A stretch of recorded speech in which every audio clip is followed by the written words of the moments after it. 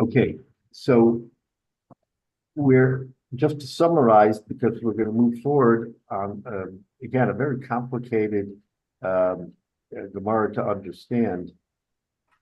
We're dealing with what's called Psika ala Peiros, which means we do a contract on, it happen to be produce, but it could be any item where you, the contract is entered into, and there is a purchase made, or buyer pays for it, and it's going to be delivered at some point later on. And what you're doing is you're preventing, or at least the buyer is preventing the uptick in price, which you would have to pay later. And so it's a benefit to him, and it's a benefit to the seller because he gets the money now. In other words, getting the money now, and since you have a price that you've been able to establish, the Gemara says that that's acceptable. So how does this compare to what we in the modern day would call futures? If you're paying for it now, in futures, you're not really paying for it, right? In futures, I don't know. I've always gotten confused by that stuff. yeah, I think in futures, you're betting sort of on the come. If you were to pay for it now, which means there's a transaction, then one can look at it as a completed transaction. So whatever the price fluctuation later, it shouldn't be considered ribis because it's been paid for. So there isn't any appearance of ribis.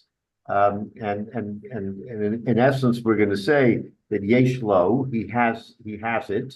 So any appreciation is his appreciation, not a future appreciation that he's going to get. All right. So related question then is, as I understand it, and again, I don't really understand it, futures in the modern stock market sense, the item may not even exist yet. You might be betting on wheat that hasn't even been planted yet. Hasn't been planted, right? In this case here in the Gemara, does the product have to already exist, just you're not taking delivery yet? Or could it be that, like quote futures, where maybe it hasn't even finished growing yet, et cetera? So our case is a case where it happens to exist. The Gemara doesn't even talk about futures in the sense that you're referring to about davar shelo bo le'olam. Whether we can extrapolate that you can buy something that doesn't exist, pay for it, and then sort of lock in the price is a good question. And one might argue that why should there be a chiluk between something that's here, it's not here, if you've already paid for something, unless the problem is that paying for something that's davar shelo bo le'olam doesn't count as having paid. And again, that's an interesting question we'd have to take a look at. There's also no loan here. I mean, we started with ribis, where one person needs to borrow something. I mean, that was the early case. Futures, you don't have a loan really. Right, but the reason why it's a ribis issue, Jay, is because by paying for it now and getting it later, it looks like a loan. Yeah, but you're not paying for the actual item now. You're paying for the right to purchase or sell the item at a future time at a specific price. At a specific price. So that looks like a loan. That looks like it's not a loan. It's not a loan. It's a right. It's a right to get, if somebody wants to lock in at that price. So I assume at the time of the Gemara, they didn't have that concept of buying later and paying you, paying an amount for the right to purchase or sell at the price stated, regardless of what it is at that point in time, or at the point in time to pay at that price. So I think that's, one could argue that it's gambling, but of course you could say the whole stock market is gambling. It's a speculation. It's not a loan in any way, shape, or form. I have a counter to what I just said earlier. If something happened and the warehouse burned down, what's the situation with the money? What, in terms of the option? Who lost the money when the warehouse burned down? Right, but right. So he would owe him the seller would owe him the goods that were paid for on account. But the reason why this is an issue, Jay, is because even though it's a purchase, but since the purchase wasn't consummated, it looks like he's lending him money to get something in the future. That's the way the Gemara looks at it. In other words, there's no transfer of money.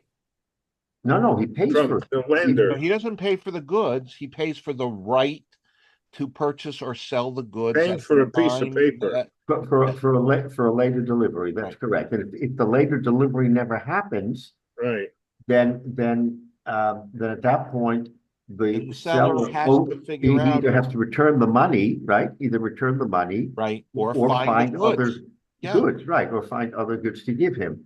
But there is a deal out there, and for all intents and purposes, someone looking at the deal isn't going to say, "Oh, he sold it to him." He said he lent him money, and the loan was for produce. So therefore, there's a minute that if the produce goes up in price, it's ribbis. That's didn't lend the money, issue. Rabbi. What? He didn't lend the money. He paid for the right to purchase or sell at a future point in time at a given price, right? Regardless of, and you can sell that right. So it's an investment, and it's not a loan in any way, shape, or form, because the person is not benefiting from that. You're paying for the option to buy. So you're taking a speculation. You're saying, I'm going to bet that this price is going to go up or down in the future, and I'm paying for the right to invest in that, whether it goes up or down. And if not, I have to deliver the goods, but it's not a loan in any way, shape, or form. Okay, so you understand it that way, and it may well be that many others do. I'm just telling you that in the eyes of the Rabbanon, they consider it to be a loan. That this scenario is a loan because the deal wasn't consummated until a later point in time. So a sale, I guess they didn't know from contingent sales. They didn't know from contingent sales. You bought it now or you didn't buy it now. And if you didn't buy it now but gave them the money, then it was a loan to be repaid with payrolls, with goods. So it's a little bit different than what you and I are thinking about. But with goods at a price, you're getting the money up front. Right. But what happens if at the time he got the goods, it's worth 20% more than what he paid for? It would appear to be ribbis. It would appear to be ribbis because he's getting an advantage on the loan. Now, you're saying it's not a loan, and from all practice and purposes, we're saying it's not a loan. But in the eyes of the Gemara, so is it Morasayan? Is that what we're worried about here? Well, we're worried that someone will interpret it to be a loan because he doesn't see goods being transferred. He only sees him giving money, and giving money alone without getting anything in return can easily be construed as a loan. I'm lending you $100. Yeah, but there's an intermediary. This is established through an exchange, formal review. The buyer and the seller don't have direct contact. It's very different than a loan for the sale of goods. It's an investment. The way we understand it, I agree with you. The way we understand it, it shouldn't be a loan, but the Gemara is interpreting that it might be viewed that way, so we have to be concerned for ribbis. In point of fact, again, it's only ribbis d'Rabbanan, which of course has a less of a punch, but nevertheless, in the eyes of the Rabbanan, such a thing can be construed, so this term is called psika ala peiros. It's an advance payment. An advance payment on goods, and mistama goods that are in existence, not goods that are not that davar shel ba'olam, which is your question, Menashe. But let's just say that it's an advance payment on goods. He doesn't need the goods now; he only needs a little bit of it. So he says, "Pay me the goods later. Give it to me at a different point in time." And he says, "Fine." And someone says all this, and okay, it's all good. But now at the end of the transaction, the goods are worth a lot more than what he paid for them. And again, there was the potential for ribis because, and I know, Michael, you don't see it that way, but there's a potential for ribis because this can, in some shape or form, be construed as he lent him the money because he has use of the money and he doesn't have the goods. So that's not a sale. That appears to be a loan. I give you $100. As I lend you $100, now at some point in time, you're going to repay that with goods. So look at it that way. I'm giving you $100 now. You have the use of the $100. I don't have the goods, or maybe I have only 10% of them. And later, when I get the goods, then the deal will be consummated. But by the time I get the goods, it's worth 20% more than when I started. So that looks like ribis. Yeah, Jay. The question here is the one who is the seller. This deal is they sign us, just like you said. However, the seller realizes, hold on a second, the price went up. I didn't really have a full sale here. I didn't. But he got all the money. He got all the money up front. I'm going to turn off this deal. I'm going to back out of the deal. I'm going to sell it to Reuven, who came. But once he gets the money, Jay, he can't back out. He's already been fully compensated. Return the money back. No. Look, if you can give it back, then there's no issue. Rabbi, according to the halacha here, if he gets the money, that from his side, the deal is closed. It's only a question of what is he giving to the buyer at what point in time. But he himself has use of the money, and so from his side, the deal is over. But that's not a loan then, if he can give the money back that way. But Rabbi, I have a question. How does modern day halachic poskim deal with the options and commodities markets today? Michael, speak up, please. Oh, how does the modern day halachic poskim deal with the options and commodities markets today? If it's all centered around Jews who are working together, meaning there's not a non-Jew involved, then again, it's not Deraisa, it's Drabanan, but that's why we have the Heter Iska. That's why we've created a mechanism by which one can do that with other Jews and not violate the halacha. Absent that, there would be a problem. Absent that, there would be a problem. So let me ask you a question. At least ribis midrabanan, not midrabanan. Let me ask you a question. A guy, we have a Jewish diamond merchant in New York. Somebody wants to get their hands on diamonds in the future, and they're paying an option for the right to purchase. They have not purchased the goods yet, for the right to purchase those diamonds at a certain price in the future. Those diamonds may have been mined, they may not have been mined at this point. So I can't believe that you cannot, there's not a way halachically to work around the fact that you can pay for that right, because it's a risk. Both sides are taking the risk. It's not a loan. It's saying, I'm willing to pay you now for the right in the future to purchase at this price. That sounds exactly like, as I understand, the Heter Iska, the idea that you're both taking risks. So you're both trying to make money off of this. So effectively you're in business together, in a sense. Right. And remember, it's a sale, Michael, not a loan. So it takes it out of the context of ribis, at least ribis deraisa. Because well, that's my point. I think that, I think all this, that's why I think that options and commodities and the sale of is not subject metals, to or even even wheat or cattle or whatever, is both sides have a risk, and it's a matter of agreeing. It's saying, I don't know what the price is going to be then, but if I pay you something now to guarantee this price then, will you accept that? And that's not a loan. That's an investment. It's a business transaction between two parties. Right. So straightforward, you're right. It is not a loan. It's a sale. What the Gemara is trying to say is and this is part of the machlokes that we're going to discuss between Rabba and Abaye and Rabba, is when you make that transaction, if the transaction is over, complete, at the time you make it, no issue. It's a sale every day of the week.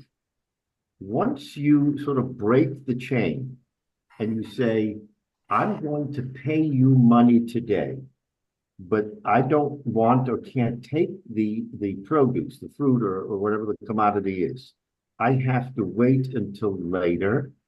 Then the question is, does that appear to be a loan? Now, I know you're saying it's still a sale, and l'chayra, you're right, it's still a sale. But what the Gemara is saying is that the Rabbanan define a sale with a consummation of a deal in real time. I sell you, you give me, deal is over, that's a sale. Short of that, say the Chachamim, say the Rabbanan, short of that, it begins to smell like something that isn't really a sale because I give you the money and you don't give me the goods. So what does that mean? I gave you $100 and you gave me $10 worth or very little. So it looks like I lent you $100. It looks like I lent you $100.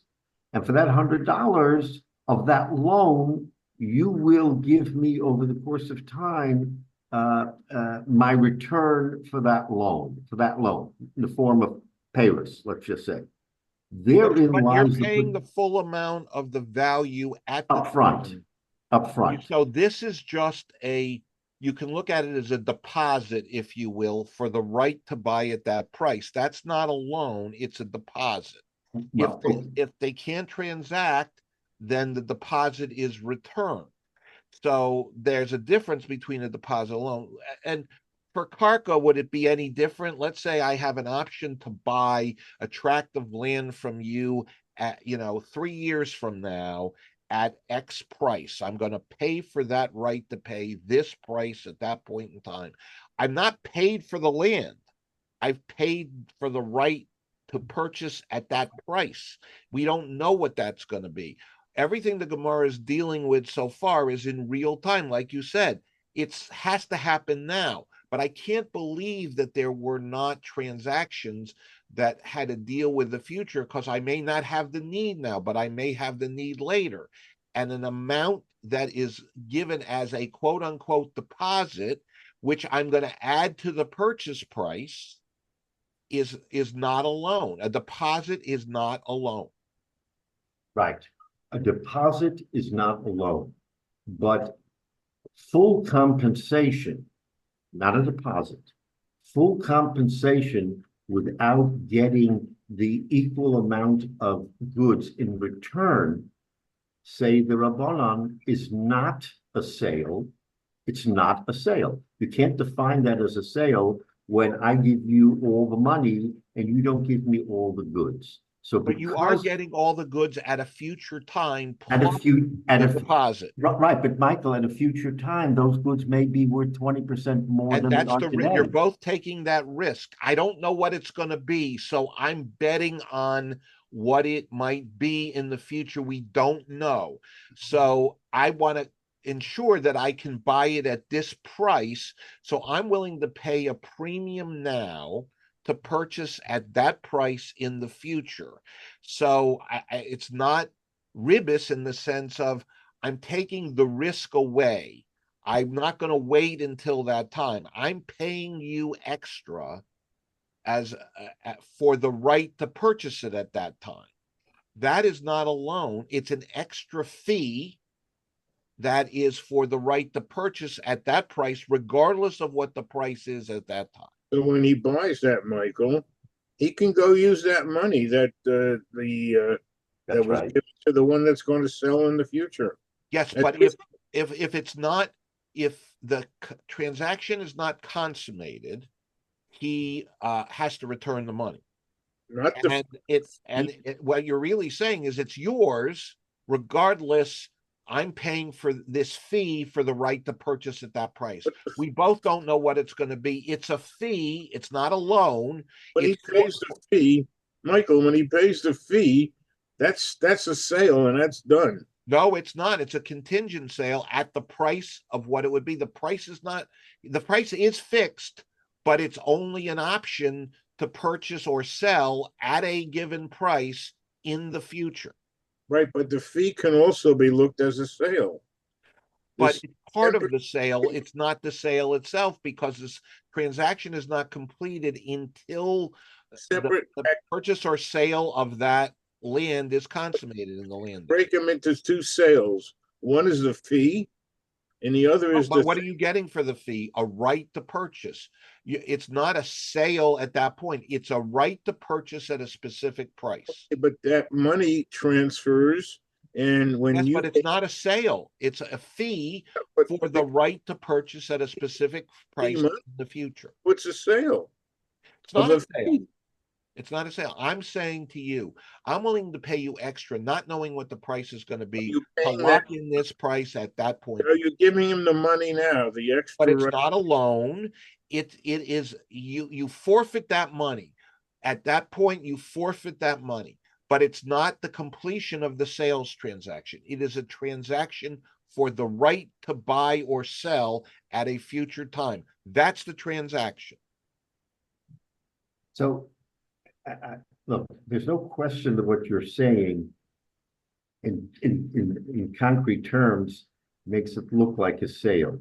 What the Gemara here is trying to show us is that, again, maybe those times people were a little less sophisticated than they are in business, but either way, a person who's part or sees the transaction, and he sees that I'm giving you $100, and you're giving me some goods, and you're going to deliver the rest of the goods in 6 months.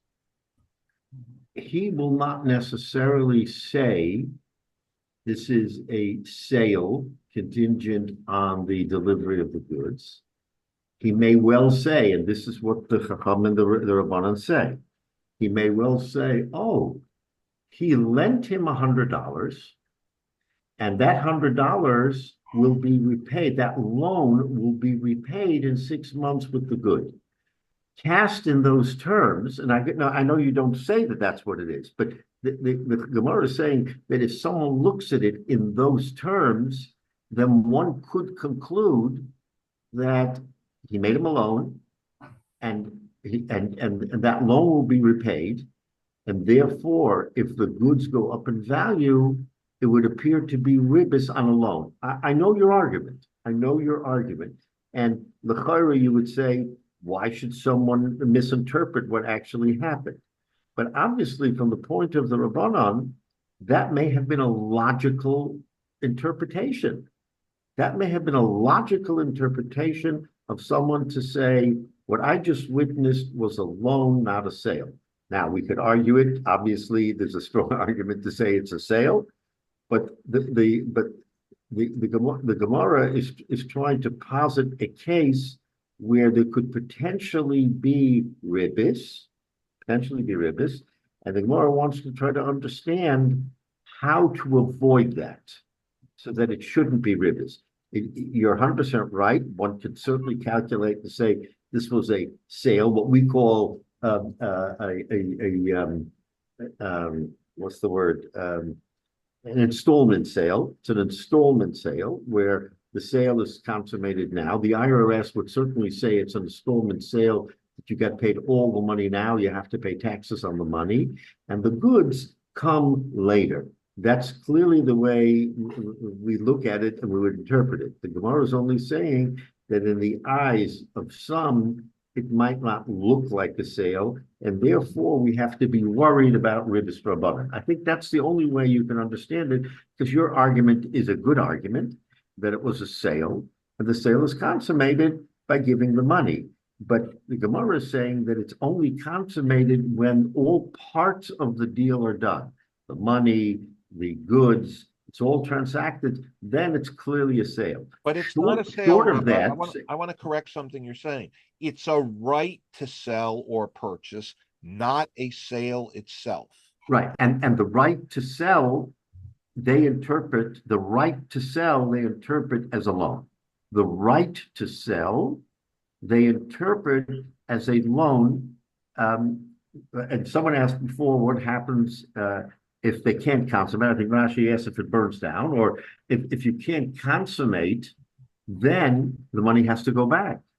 So wait a minute, if it was a sale and it was a completed sale, why does the money have to go back? But it's not a completed sale at that point. Exactly the point. It's a deposit for the right that is exactly. It's a deposit, and it could be in the eyes of some, say the Gemara, interpreted as a loan. I know you and I will not say that it's a loan, but obviously someone could look at it. Well, all I'll say is in financial accounting, if it was a loan, you'd have an obligation on the balance sheet. If it's a deposit, you don't have you have a deposit with a right. It is a different classification of what that is, but really it's a deposit that once the transaction is consummated, so the sale has not taken place yet, and it's not a loan. It's holding something that's a right if the transaction gets consummated. So how would we view a mortgage? You put down 10% of the price of the house, and then you're actually borrowing, right? Right. So that's a classic case of ribis. You're right. That's ribis midaraisa. The price of the house goes up in Kent Mill. Doesn't matter, but the doesn't have to pay the new price. He still had a commitment for the old price. Because what he's bought is not what he's borrowing is not the house. He's borrowing a set amount of money. Right. It might be, if there's a no down payment loan, it might be literally the price of the value of the house at that time, but that's irrelevant. He's buying. It happens to be that he has the house as collateral, but it's still the house just a loan in the end. The house is not what we're looking at. We're looking at the money, exactly. But this is a confusing area, and I understand completely why you make that argument, Michael, and it is a valid argument. The Gemara is only saying that it isn't so ironclad that one could not interpret it as a loan. In your view, it can never be interpreted as a loan. It's a sale all day long. I get it. But the Gemara is saying that for our purposes, this might be an example of ribis d'Rabbanan, because in the course of the transaction, if he didn't get all the goods at the time, which is why, by the way, you know that from what we talked about in the past, once we introduce the concept of yeshlo, which means that he has goods in his possession, he just does not transfer it to the buyer, that would be considered even ribis d'Rabbanan. Why? Because it's as if the buyer bought the whole thing at the point of sale, and the increase in value is his increase, not ribis in any fashion. But he made a good deal. He bought it for 100. It's now worth 120. But as long as yeshlo, as long as he could have gotten it at the time because it was in existence there, then that ends the story. No ribis. So I think, Michael, you have to sort of step aside for a minute, and notwithstanding your view, just contemplate that there were people who would look at this and not say that it's a sale. It's not a sale. It's a loan, and I understand it's hard to fashion that.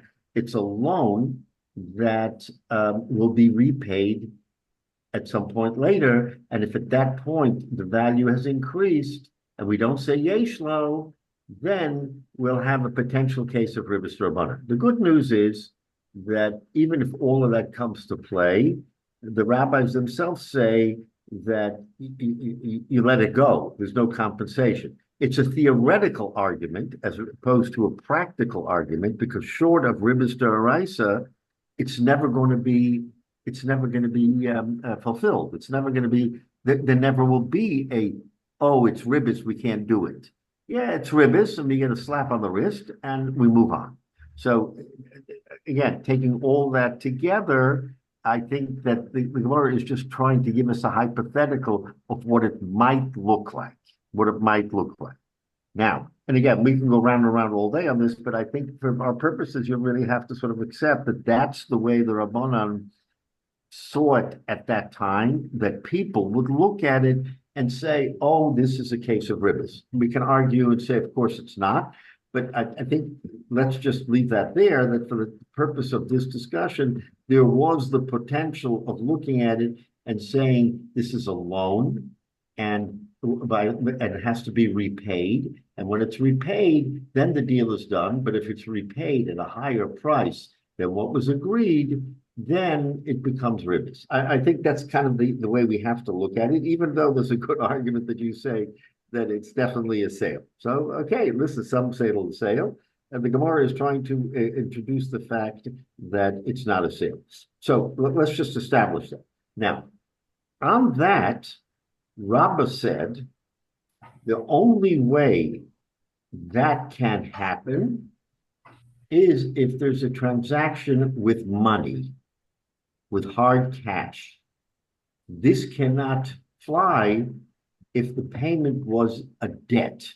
What do we mean by a debt? Which we have the Gemara, that a person comes and says, I need to borrow $100. And he says, I don't have $100. I'll give you $100 worth of wheat, right? Which is a commodity. And with that $100 worth of wheat, okay, now he comes back later and he says, well, okay, pay me my $100 for the borrowing of the wheat. He says, I don't have it. And the fellow says, but I want to buy wine. And he says, well, I can't give you money. I don't have it, but I can give you wine worth $100. So again, then the Gemara says, if he has it in his possession, it's valid. If he doesn't have it in his possession, it's not valid. Okay, now here's where the machlokes comes in. Rabbah says this whole event that we're talking about can only happen when there's a transaction of money, not of debt. When there's a connection of debt, you could never say that. Doesn't matter whether he has it or doesn't have it.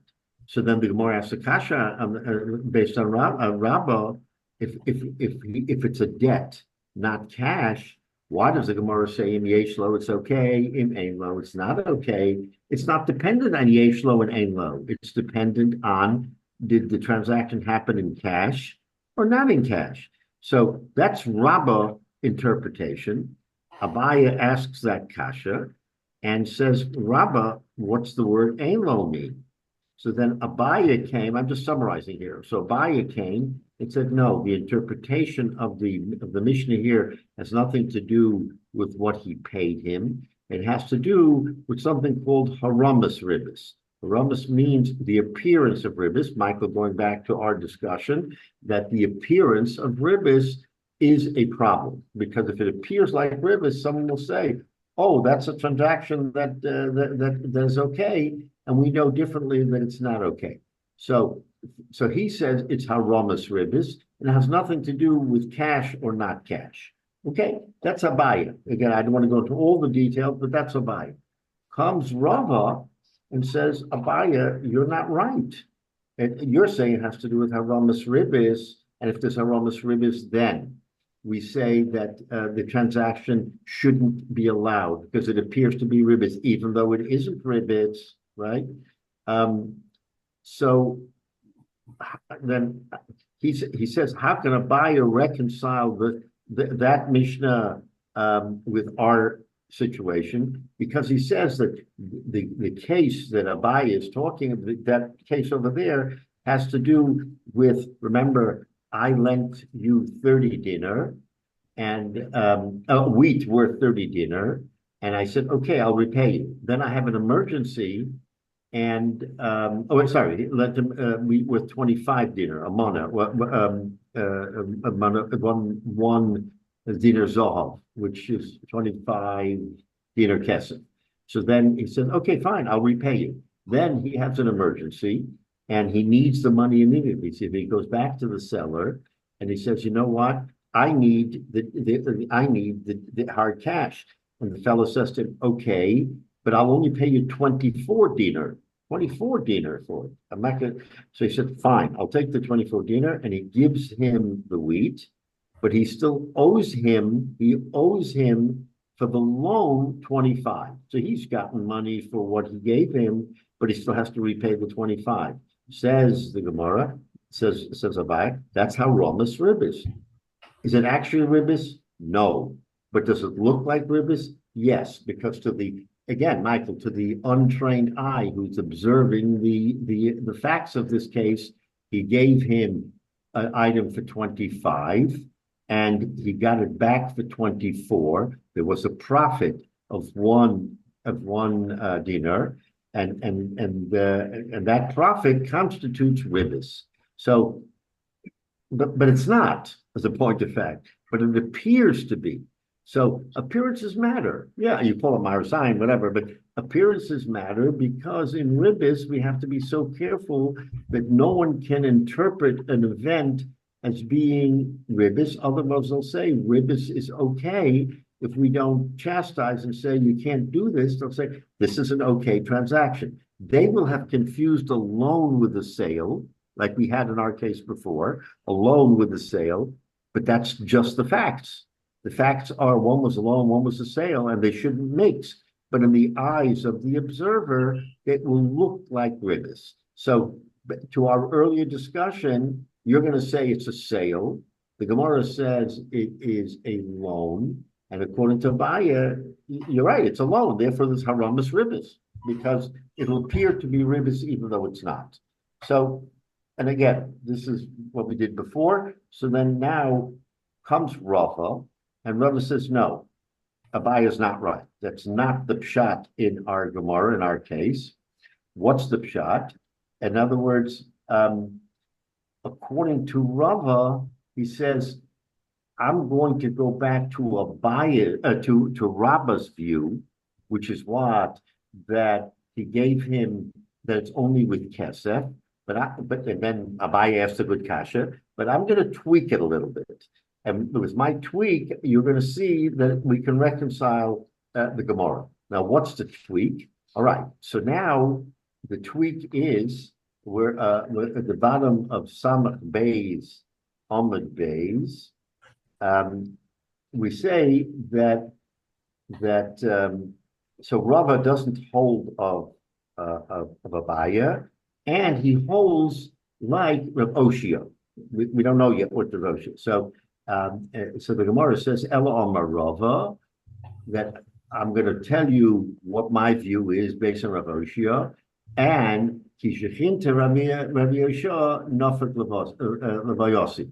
And I will embrace Rav Oshia, and when I pass away, he will come to my Levaya. That's just a figure of speech, but he wants to show how important Rav Oshia's theory is to Rava. So that's where we're holding. So with all that in mind, we're going to go into Samach Gimel Amud Aleph, the very top, and the Gemara says the Misratzna Masnisen Kavase, that I'm going to interpret Rava, not Rabba. Rava is saying I'm going to interpret the Mishnah according to Rav Oshia. What is this Rav Oshia? The Tanya Rav Oshia. Rav Oshia learned following scenario.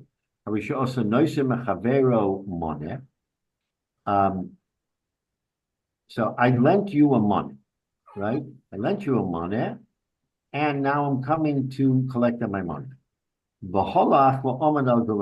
And so the lender, the malveh, comes to the lover, who happens to have a processing plant where they thresh wheat, and he stands al garono. He stands on his threshing floor. And he says, "Ten limos, I lent you $100. Give me the money. I want to be able to buy wheat." Okay, he's standing on the threshing floor of someone who has a wheat processing plant, and he says, "I want to buy wheat for the money that I lent you." Omalo, and the borrower says, "Okay, hidden yeshli, you came to the right place. I have wheat. I'm threshing wheat, and I'll give you wheat worth of 100 money." Okay, now what happened in that transaction? So the borrower, the lover, says, "Say, kishar shel achsha." Go ahead, and the shar, remember, was the prevailing market price. Go ahead and come back and tell, and let's agree what's the prevailing market price. Since I owe you a money, I want to know how much wheat to give you. I'm going to give you the amount of wheat of the prevailing price at the time. Okay, fine. So then the Malva said, that's perfectly fine. Okay, and they agreed on a deal. Higiyazman chitten lim omalo, higiyazman chitten limkor. Now it's time to sell the wheat. Okay, so the scenario is that he didn't get the wheat at the time, but there was a scarcity of wheat. So the prices of wheat went up, right? It was a market price. Pay me hidden. He says, give me the Malva says, give me the wheat, because now he will have made a profit, but it's not ribis because he bought it at the prevailing price. Everybody agreed it was the prevailing price. So if he made profit because it went up, that's fine. It's his. Well, now he says now's the time to sell it. So he's a businessman, and he's not using the wheat to bake bread. He's using it as a commodity to make another deal. So he says, let's sell the wheat because I want to buy yayin. And like you said before, Michael, whoever, we're going to look at the futures. And now he says yayin is a good investment. So let me capitalize on my wheat and let me buy wine, yayin. Omar lo, so the Lovet says to him, Yesh li yayin. I have wine. I also have wine that I can sell you. So let's make a deal. What's the deal? Do the same thing you did before. Go ahead and let's agree on the prevailing price of wine at the time. And that's the wine I'll sell you. And if you tell me, whatever you tell me, whatever we agree upon, that's the amount of wine you're going to get for the equivalent of the chitten. Now, mind you, the chitten have gone up because it was a shar at the time, so it's perfectly acceptable for the value to go up, and they're not be ribbis. They're not be ribbis. Remember, this is not this is the definition of a loan because he lent him $100. So this $100 is now being rolled over a second time. All of the guys have a loan, which potentially can be ribbis, but it's not ribbis because there was a shar the first time, and now they sold it, and now he wants to be wine, and there's going to be a shar again. There's going to be an agreed upon price, and we know that once there's agreed upon price, then there's no ribbis involved. So he says, go ahead and get the shar, and then we'll agree on it. The year's man linkor, same scenario. Wine became an expensive commodity. He said, okay, let's now sell the wine. I want to capitalize on the wine. It's like a person who buys a stock and the stock goes up and then he sells it and wants to buy another stock and that stock goes up. He says, now give me my wine. I want the wine. Why? I want to sell it like a shemen. Okay, shemen is now the hot commodity. He wants to sell the wine and buy oil because the oil prices are down. He says, this is a good opportunity for me to buy shemen. At what price? At the price that I'm going to get the shar for yayin, I'm now going to get shemen. Now, at this time, he's probably maybe he's doubled his money because he went from chitten to yayin and yayin now to shemen. He played the market skillfully, and all of a sudden, he's going to buy low and sell high, right? So the Loga says, wait a minute, Shemen Yeshli, I'm also an oil merchant, right? I can sell you oil. Shani Noisim Lachal. Same scenario. It goes back and says, let's agree on what the shar is for Shemen today, and I will transfer the value of the yain, which of course has gone up from the time that he bought the chitten, and he's going to sell him the oil at that price. So, says the Gemara, says Rav Hyatt, that's his brisa. Kulam, that whole scenario in Yeshlo Mutter. So now we're going to introduce that this is all fine and good as long as Yeshlo, right? And what do we say Yeshlo? Meaning he has the goods. He has the chitten, he has the yayin, he has the shemen. In all those cases, says Rav Hyatt, it's fine. Transaction is good. But Elo, But if he doesn't have it, but it is something that he says, I will get for you in the future, usher, then it's awesome. So now, what's Rav Oshia telling us? That you don't need cash, like Rabo. You don't need cash. A debt is okay, but the debt is only okay when yeshlo. So he's improving on Rabo, right, by saying that that's an accept that it's that you don't need cash, but a buying it on a chov is okay, but only so he's introducing this brisa when there is yeshlo. So now, what was the kasha? Why does the brisa say in yeshlo okay, in ein lo it's not okay? So Rabbah said the reason why it's not okay because he didn't pay him in cash. Or Abaye is saying it's because of Haramas Ribis. Rabbah is saying nothing of the sort. You know why it's not good? Because in our case, he didn't have it. He literally didn't have it. If he didn't have it, then then it looks like Ribis. So to all the discussions that we've said before, the issue is not how he pays or how he's going to wind up getting it. The issue is whether or not he can get it. That's Rav is saying. That's Rav Oshia's Chiddush, even though it looks very much like what Rabbah said. But Rabbah said that it has to be cash, and therefore, if it's cash, why ein lo? It's no good. Be paid in cash. Rava is saying, based on Rav Oshia, now it makes sense. In yeshlo, if he has it, then all of these transactions, which might appear to be ribis because there is an increase in price, and he hasn't paid him, but that's okay because of the exception of yeshlo. Remember, the very beginning we said there were two exceptions to ribis. One is shar, and one is yeshlo. So the shar we have because in every instance, the Lova said to the Malva, go get the shar, go get the prevailing price, and I'll agree to it. So there was no issue there because the Malva got the prevailing price. Now, when it comes to collect, so now in order to finish the process, Rav Oshia is being mechadesh that shar itself without yeshlo doesn't work. That you have to have yeshlo. Why do you have to have yeshlo? Because the theory, remember, this is the theory. The theory is in yeshlo, it's as if he already gave him the goods. Therefore, price increases will be inure to the buyer, to the malva, not to the lova. If it inures to the lova, then we say it could be ribis. But if it inures to, if it inures to the malva, then we're saying that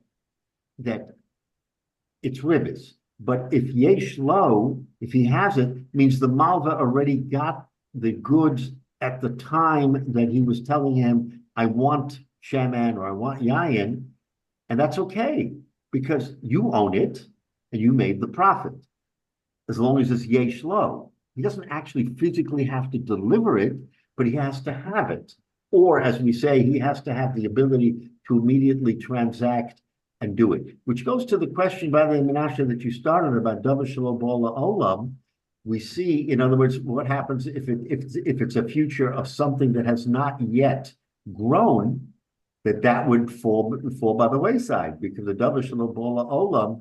How can you have yeshlo? According to Rav Oshia, you can't have yeshlo because yeshlo means you have it or you have the potential of getting it today, not something that hasn't grown yet from the ground. So I think that kind of answers that question. But Rav Oshia is being mechadish here, and that's what Rava is saying is my point, is that I'm taking sort of the best of Rava's situation, but I'm not tying it to money. Even a debt is okay as long as yeshlo. So that's how Rava interprets it. So back to our first discussion at the very outset. So if you have a contract that you're going to pay for now, and get the stuff in the future, then according to Rav Oshia, it's okay. It can't even be contemplated as ribis as long as yesh lo. So even though, Michael, you say it's not even a loan, it's a sale, but if you want to say it's a loan, because the Rabbanim were concerned it might be interpreted as a loan, it's not a loan as long as yesh lo, as long as he has, or the ability, has it, or the ability to get it, then the important thing here is the shifting of the profit. The shifting of the profit so that it doesn't appear as if it's ribis. It appears as if it was entirely purchased at the outset, but is only being delivered later, which is, Michael, what you're saying it is. You're saying that that's exactly what it is. It's a purchase and not a loan. The answer is you're right, as long as yesh lo. But Rabbi, let's explore that yesh lo. So yeah. The three commodities we talked about, wheat, wine, and shemen, they have different lives. So wheat gets rancid after a certain time period. Wine can get better with age, and shemen has a certain period of time before it gets rancid. So back to Menashe's question, which was, well, if I can make this in the future, well, I may have it now, but it may not be good now when it's time to actually transact. So does the fact of the useful life of that commodity enter into whether yesh lo matters or not? No, because it's a question of risk.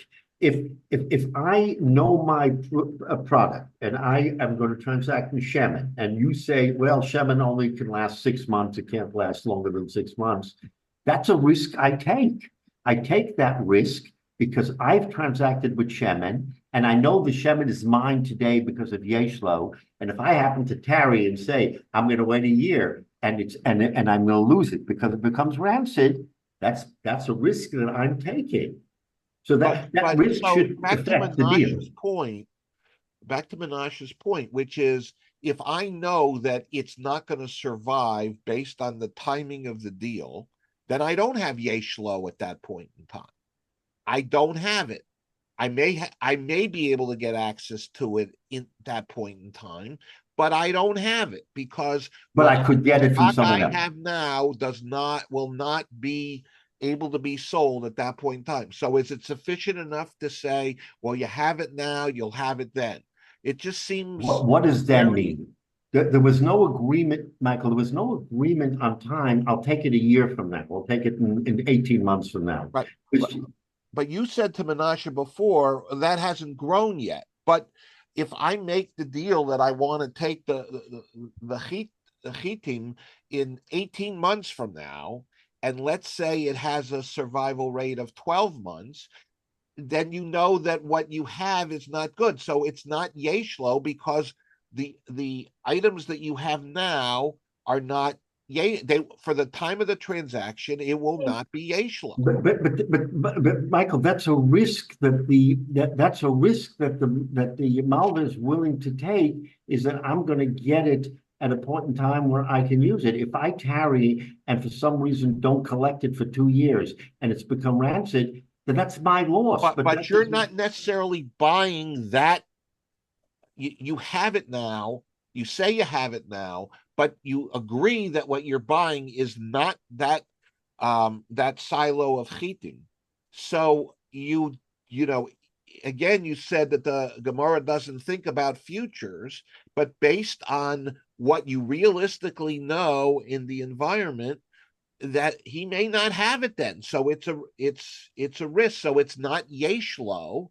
So what you're saying, Rabbi, if I understand, is the Gemara's concept is if you have it now, you'll have it then, and that's up to you. But if you don't have it now, but you can get it then, it doesn't count. That's right. But if you have it now, it's irrelevant what happens in the future because that risk has been moved from one party to the other. And again, from the Gemara itself, I think you can extrapolate that we're not talking about long periods of time. This is a commodities trader. and he realizes that he can make money on the increase in the value. So he's really dealing short term. But not necessarily, Rabbi, because sometimes the longer you wait, the more profit you can make.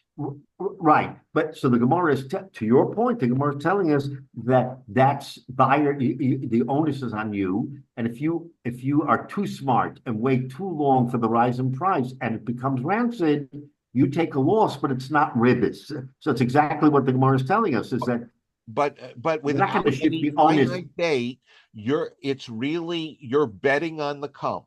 You're saying right. Yes, right. And because it's not grown now.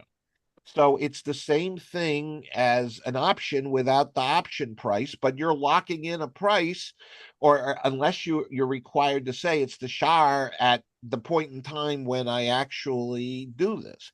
Because his goal is to try to keep making, as a commodities trader, is to try to keep making a profit. In order to be able to do that, you have to have elapsed time occur so that there's enough time for the price to change in your direction. But why should that be the Lovis problem? That's the Malvis problem, because since there's Yeshlo, it's as if he had it. Now he should know his own business, that Yayin and Shemen and some of these things can't last for a long time. So he has to be aware that what he's doing, but that's not the Lovis problem. That's the Malvis problem. And it's not a Ribis issue. Why? Because he's making the transaction. There is Yeshlo, so it's removed from Ribis. Now you're going to say, oh, he was an Ibachacham. He was too smart. And he said, I'm going to outsmart the market, keeps waiting, and now it becomes rancid. Then he loses. But it's not a Ribis issue. But he's not buying that. He's not buying those bushels of wheat. He's buying bushels of wheat in the future that have not necessarily grown yet. No. No. So let me clarify.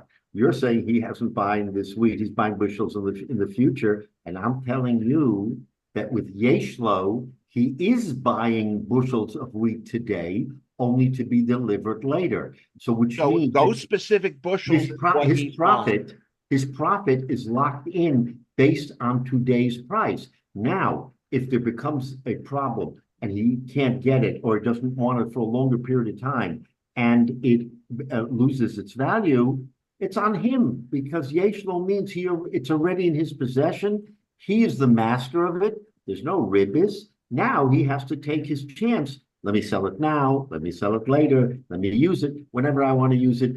That's the shifting of the responsibility from the Loga to the Malveh, because Yeshlo means that it's his today. So any fluctuation in price is his. We talked last week about you can have access to it and not actually have it. So if it's not that specific, so I'm still confused as to whether in this case it's the Loveh, who also is a merchant, says, oh, I have Shemen too. And I want to convert it to Shemen. He's not necessarily saying, I want that specific load of Shemen that you have at that time. The idea is you can have access to it. So it's not necessarily specific goods. So I don't understand how, you can substitute at the point in time, and there are degradations and gradations of quality. So he could substitute at the appointed time a different grade of wheat, because I thought what you were saying was that he has to pinpoint what he is selling at that point in time, not the fact that he has access to it. No, he does not have to pinpoint, because as long as he has immediate access to it, whatever it is, it's his, regardless of what wheat he takes later, not the same wheat. So the future concept of a future date still works. So you could go a year and a half out to the future, right, and say, I will get you the wheat. Now, is he agreeing to the shar at that point in time? Or it's the shar at the very beginning, only at the shar at the beginning. Once they have established the shar in the beginning of the transaction, that's the shar, regardless of what happens later on. That's why it's not considered ribis, because they already consummated a deal and there's no fluctuation. Fluctuation at that point doesn't mean anything because it's a shar. So the person, but the difference is the person who's willing to pay for that right to have the shar now. Let's say you agree to the price now, in 2 years from now, and say I'm paying for that. You can't pay for the right for that, but you can certainly agree to that if it's not not built into the price. So, then the risk is totally on the malva, not the lova. Correct. And you're saying, because the malva knows his business, we're looking out for the lova, we're not looking out for the malva. Right. But interestingly enough, in this example that we are going through in the Gemara, it's shifted, because the first guy was borrowing, needed money, and he traded wheat for a specific dollar amount. But we also talked about that each transaction is a different transaction, so it's not rolling the exact price. It's the price as it was each iteration, so that each transaction is really separate. Because we had a situation where it was worth, I can't remember if it was 100 mana, and then it dropped to 90 mana. Right. And so that's what it was at that point in time. So in essence, you are playing futures games. You're just not able to have an option on that. But so look at it, it favors the lova, it doesn't matter what you do. And as long as he has access now, the seller of the item, or the trader of the item, has access to it now, it doesn't matter what happens in the future. Right. So the bottom line, look at it this way: if the onus, if the risk is the risk, the lova's risk, then you can potentially have ribis, because he owes the money and he doesn't know how much he's going to have to pay him. Once the risk is shifted to the malveh, then there is no problem with ribis anymore, because at that point in time, and how does it happen? It happens with yeshlo. So what does it mean? The malveh now owns it. He's either renting or getting space from the lovet to leave his wheat there, or his wine, whatever, and he's going to sell it, make his profit, no problem. But if the price goes down, his risk. He owned it. Now he's the master of his own destiny, because he owns the product. So that's the chilik. That on the lovet side, it's the potential of ribis. On the malveh side, there's no ribis. How does it become the malveh? It becomes the malveh because yeshlo, because the transaction involved produce that was here today. So we impute, you now have the produce. It's not this produce you're going to get. You're going to get produce in 6 months from now. But you own the produce, whatever it is. You own the produce. So there was a little bit of a sort of a imagination going on here, because if he says yeshlo, he's not going to mark the wheat and say this is exactly the wheat or the oil or whatever shemen or yayin that I'm going to get. It means it's mine, and if it's mine, then I take responsibility, even though the shemen may be different shemen in 6 months. Therefore, if it spoils or there's a problem, then it's the malveh is the one who takes the responsibility. That's clear. So, but what Rav is trying to say is, now we can reconcile the Mishnah, which distinguishes between yeshlo and einlo. That's sort of the litmus test. How do you distinguish between yeshlo and einlo? According to Rabbah, there was no distinction, because it wasn't about yeshlo and einlo. It was about money, cash. And so Rabbah is saying, no, I agree with Rabbah, but the litmus test is not cash. The litmus test is yeshlo. And that's why, so that's how Rava interprets our Gemara at the end of the day, in this three-part machlokes between Rabba, Abai, and Rava. Rava has the last word, and he says, I embrace Rav Oshia, and Rav Oshia is gonna come to my levaya, because I am perpetuating his brisa, and his brisa is what we're going to follow, is that that the whole transaction is dependent on Yeshlo. And again, from the very beginning of Gemara, that was one of the major exceptions to ribbis. So, Rabbi, what's curious to me is that when we were discussing Onah, the protection was on either side of the transaction. In this case, it's very clear that the borrower is favored completely in this transaction, that it's not objective, it's all toward the benefit of the borrower, and the lender is completely at risk and saying, you're on your own, we're not going to help you in any way, shape, or form. yeah. Does that make sense? Yeah. So I mean, your point being? Well, it just seems like it's not fair. I mean, there are workarounds as far as it's assuming the lender, the seller lender knows his business, and that he's not going to, Right, no, right.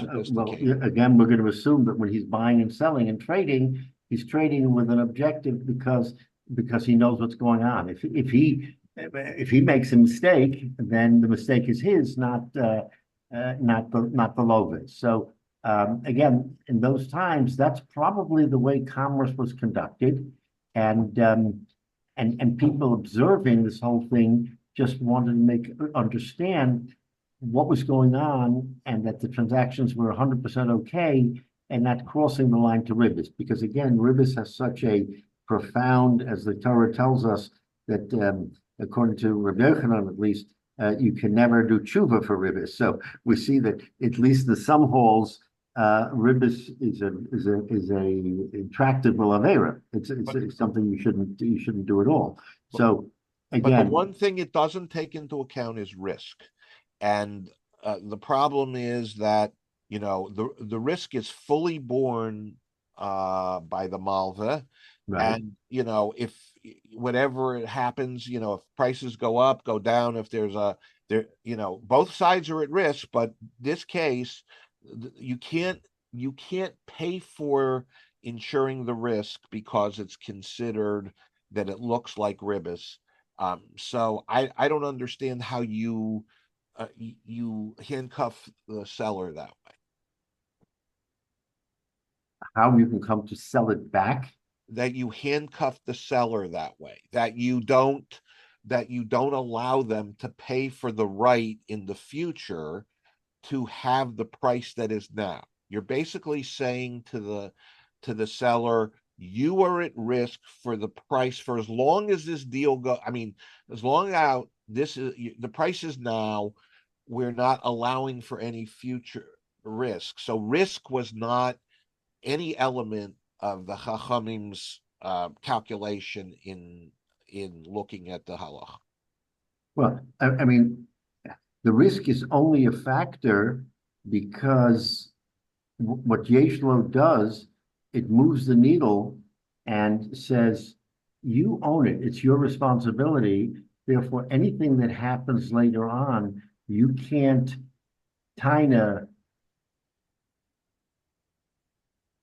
it went up in price, went down in price. There's a drought or there's not a drought. There's, right. That's why Yeshlo becomes such an important factor here, is that it changes. It's a game changer.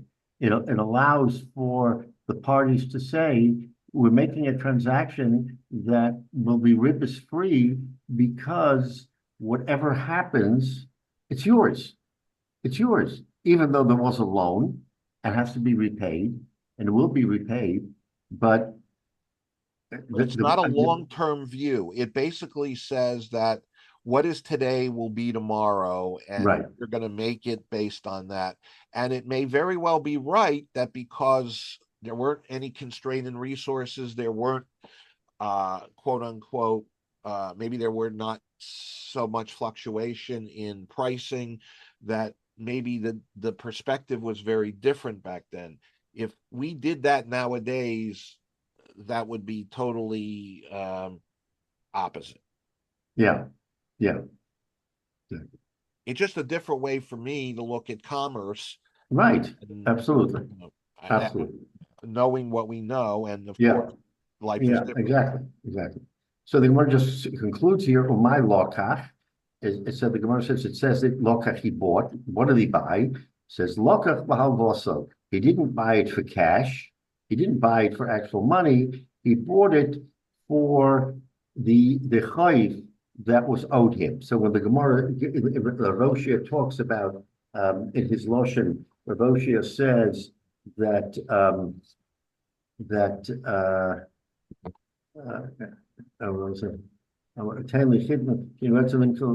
so all of the transactions in Rav Yosef's Brisa were involved. I mean, the original was a monetary, but everything thereafter was the debt. He didn't give him the money for the chitten, and he bought wine. It was the debt that transferred over. So the Gemara wants to clarify that there was not a repayment of money at any point in time and a new transaction. It was the debt that kept flowing through from the beginning to the end. And it's that debt that we're talking about. So again, to conclude the Gemara, so Rava holds like Rav Oshia. And in Rav Oshia, he's saying that the Chiddush is Yeshlo, and therefore all of these transactions are acceptable if there's Yeshlo. So we'll conclude. Omar Rava, Shema Mino, with Rav Oshia Talas. So Rava is saying we learn three things from this brisa that we just quoted. What do we learn? Shema Mino Adamamidi Milva Agabi Paris. The first thing you learn is that the loan of money can be converted to Paris, right? Because there was originally a loan of money, and then there was a loan of commodity, right? We just said that. Started off with a loan of money, and then it kept mushrooming to a loan based on a commodity. You don't have to have a repayment of the money to start again. That's one thing we learned from Rashi. And the second, and we excluding Rabbah by saying that you don't need to have cash to make the transaction. The transaction can happen without the cash, right? Yeshlo. And the second thing that we learned is that it's fully permitted when there's Yeshlo. Right. So the first thing we learn is that you don't have to have cash because you can transfer the debt from commodity to commodity. The second learn from the ratio is the principle of Yeshlo, that as long as he has it, it's a permitted conversion. And the third thing we learn, Ushmamino Isa the Rav Yanai, which we'll stop and learn next week. The third thing is that we hold like Rav Yanai. What does Rav Yanai say? Amar Rav Yanai, Mali Hain, Mali Demehen. But again, we'll delve into what he means here.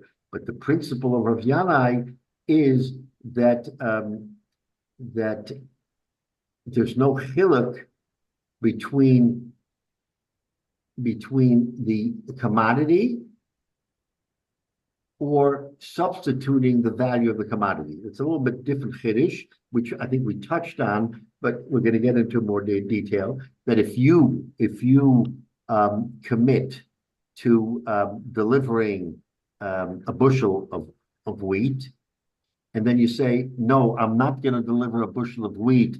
I'm going to deliver the equivalent in barley, okay, or whatever it happens to be, that is an acceptable form of repayment. That's a new chiddush that we haven't talked about, which we're going to get into, because he's saying that from Rav Oshia's brisa, I can interpret that that's acceptable. So we're not going to get into it, but just understand that there was a machlokes between Rav Yana and Rav as to whether or not you can do that, whether or not you can take the commodity that you agreed upon and switch it to another commodity, totally different. And that's going to be the subject of machlokes. And the end will be that we're going to hold like Rav Yanai that you can based on the Brisa of Rav Oshia. So we're going to connect those dots together. But so Rava's conclusion is, I'm all in on Rav Oshia, and everything Rav Oshia says is gold to me. And these are the three principles. The principle of that you don't need cash, that a debt is okay. The principle of yeshlo, and this principle of substitution, that you can substitute one commodity for another when you're repaying. So in other words, if I borrowed $100 and I'm owe you tavua, and I don't give you tavua, and I give you grapes, or I give you something else, that otherwise you might argue, no, that's not what the parties agreed to. They agreed to this particular commodity. That's what you have to pay him. Says Rav Yana, no. And that's what we're going to get into. So again, it's a fascinating discussion, because look at the nuances that we talked about, and the questions that came up as to how subtle this whole question is between a sale and a loan, and how the loan gets dispatched, and whether or not, if you make the loan, there's ribbons. Now it depends on the factors we talked about, yeshlo, or so again. That's why this whole Indian becomes very, very complicated, but we're not talking halacha l'maisa. So at least from the standpoint of our Gemara, we see that there's a three-part machlokes. At the end of the day, we're saying Rava comes out best, because he has the most latitude to what is allowed, and again, this is probably the halacha. But for our purposes, we're saying that this is the most acceptable form of the Gemara. Right. Yeshukayach.